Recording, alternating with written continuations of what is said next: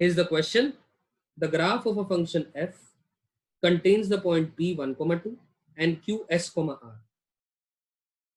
क्या कहा गया क्वेश्चन में? आई एम श्योर आप समझ पाए होंगे.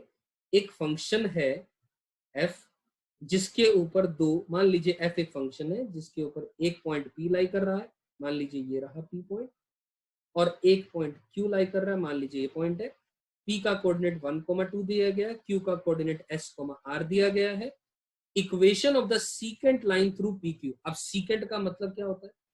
सीकेंट लाइन का मतलब होता है एक ऐसी line which cuts the graph at 2 points, cuts the graph at 2 points.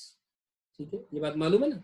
और टेंजेंट क्या होता है? यहीं पर ही अगर मुझे एक छोटा सा ख्याल आया दिमाग में कि मैं एक कॉन्सेप्ट आपको बताना चाहूं, tangent is the limiting case of a secant.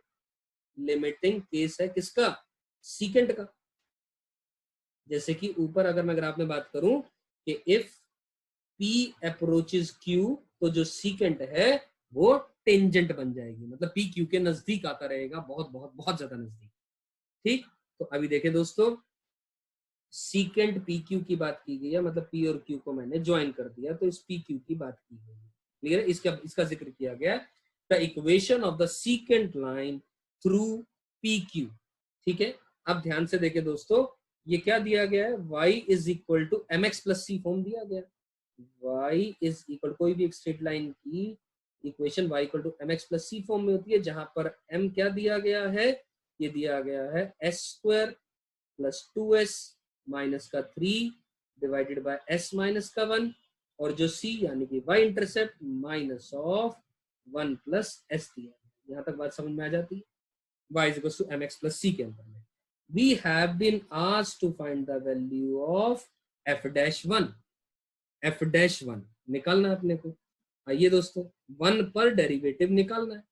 अब जैसा ग्राफ ऊपर बनाया था, लगभग ऐसा सा ही कुछ ग्राफ, कोई भी फंक्शन के लिए बात हो सकती है वो तो ऐसा ग्राफ मान लें आप. ठीक, तो ध्यान से देखें, ये बहुत इंपॉर्टेंट लाइन लिख दी गई है यहाँ पर कि f dash 1 क्या है? It is the limit of the slope of the secant when extending to 1. लिख सकता हूँ बात ये. ऑब्वियसली अभी अभी मैंने कहा टेंजेंट क्या है? लिमिटिंग केस है सीकेंट का. तो ध्यान से देखें, जो स्लोप आ रही है m, यानी वो क्या है? पी क्यू का S square plus 2s minus 3 upon s minus का 1.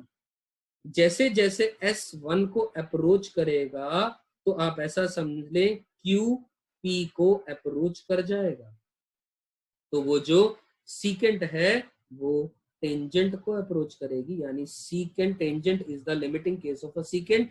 जो अभी अभी मैंने जिक्र किया उस बात का, वो बात मेरी होल्ड ट्रू कर जाएगी यहाँ पर. Is it clear? तो इसका मतलब जो f डैश 1 है, यानी जो स्लोप है टेंजेंट की, वो लिमिटिंग केस है सीकेंट का. तो सीकेंट की जो स्लोप है, ये स्लोप ऑफ सीकेंट है, slope of secant P Q है, सीकेंट पी क्यू.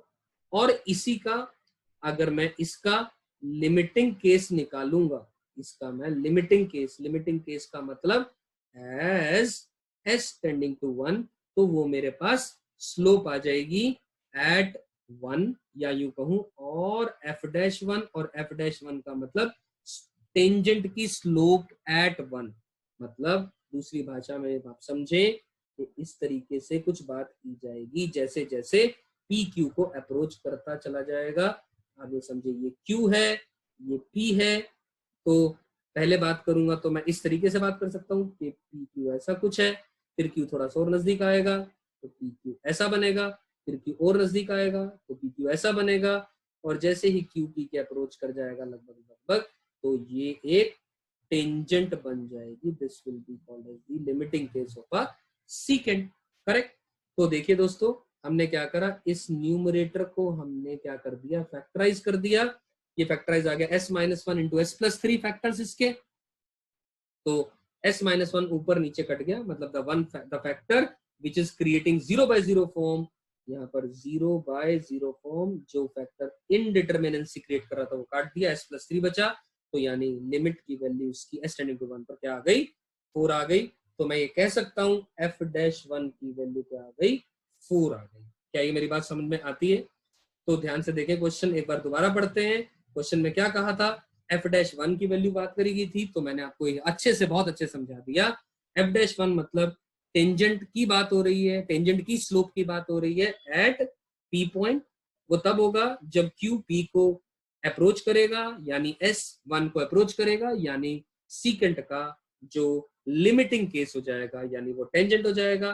तो हमारे पास वाया दिस थॉट f-1 की वैल्यू 4 आ चुकी है, 4 आ गई है, तो हमारे पास ऑप्शन नंबर सी करेक्ट हो जाएगा।